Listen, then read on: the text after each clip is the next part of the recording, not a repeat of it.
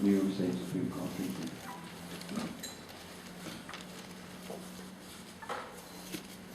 Good afternoon, Commissioner and friends. On behalf of my wife and myself, and I'm sure on behalf of the entire Geary clan, I congratulate you, Brendan, on the launch of the book, Man of Honor. Thanks must also go to your wife, your brother, and his wife, and to all the extended Covert family who provided Brendan with so much moral support over a prolonged period.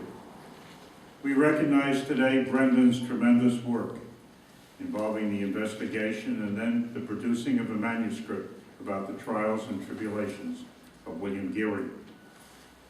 We are grateful also to Mercia Press for publishing the manuscript and for inviting us to today's celebration.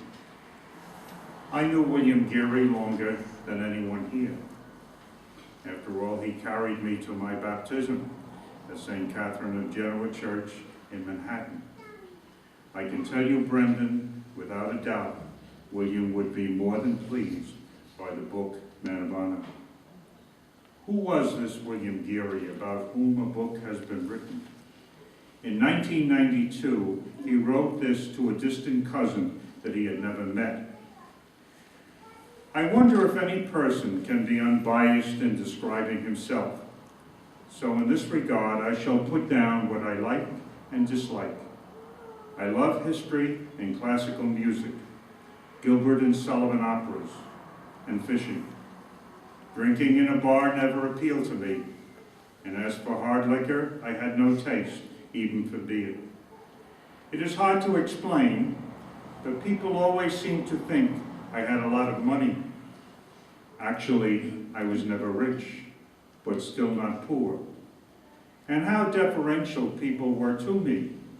As an example, when I was standing in line in the courtroom, waiting to receive my American citizen papers in 1936, the usher took me from the end of the line and put me up front without a word from me. It may be that my attire was always on the formal side, for apparel oft proclaims the man. I like quality, precision.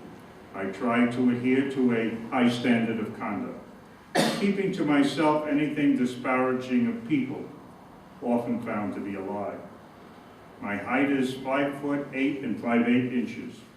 Slim build, blue eyes, prominent Roman nose, so it is said, and very fair skin. The paradox is that if I am asked, am I happy, I would admit that I am. But deep down inside, there remains the memory of the injustice that I suffered. God has been gracious to me in every way, and I must not forget how incomprehensible is his judgment and how unsearchable his ways, end quote. William was a great reader, from the classics to modern writers. He was also a fine writer of letters, caring for the content, the grammar, the language uses, and the penmanship. Books played a significant role in his redemption. The book Spy in the Castle, brought to William in New York by a friend returning from a visit to Ireland. It prompted William to begin correspondence with David Nelligan, which in turn led to a Limerick Leader story by Vincent Moran. Next came a book written by Garda Superintendent Tim Leahy, which I brought back to William after a trip to Ireland. That led to William's correspondence with Tim Leahy, which in turn led to the writing of Irish Times editor Conor Brady and reporter Margaret Ward. In due time, all that led to Brendan and his work and his book. William in later years told me that he was convinced that Providence played a great role in this chain of events.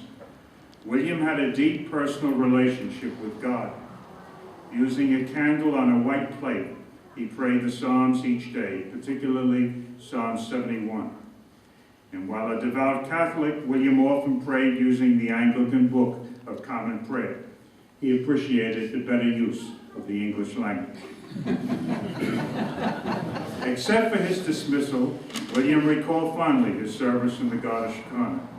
He always exhibited that earlier training, how he carried himself, how he investigated matters, and how he dealt with others.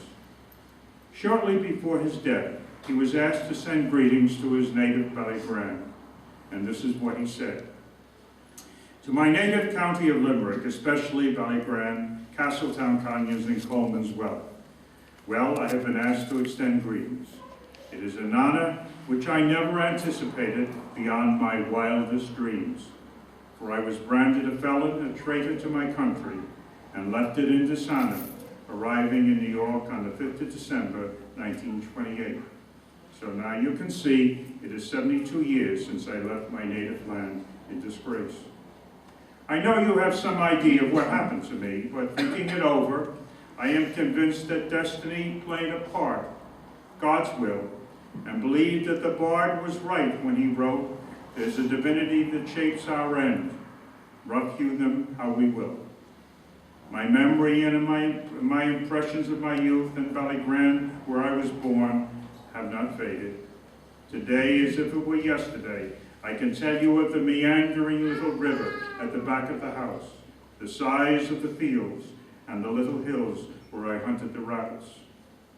In my struggles to regain my honor, there were many twists and turns. The most disconcerting when well-meaning people used to say, "Forget it, it's all forgotten." That I could not do, as I was ashamed to meet you in County Limerick, who by your sympathy and goodwill sustained me in adversity. Unfortunately, my age and health inhibit my visiting County Limerick, but my thoughts are with you this season. And please think of me as the Willie Geary Clooney, whom you knew, and may you all continue in very good health and prosperity.